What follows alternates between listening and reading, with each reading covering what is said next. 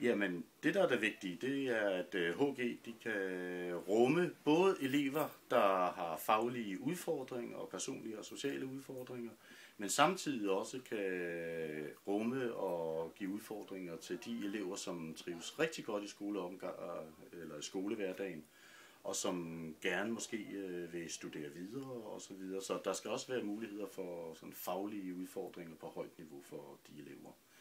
Det er sådan selve skoledelen i det.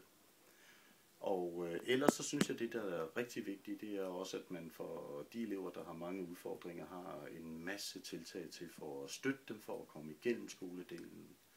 Det er sådan lige i hovedtræk det, jeg vil pege på. Jeg kunne godt tænke mig flere sprogfag, som for eksempel spansk. Ja, jeg kunne godt tænke mig nogle bedre uddannede lærere.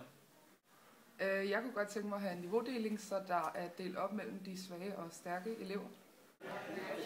Jeg vil gerne have et bedre studiemiljø.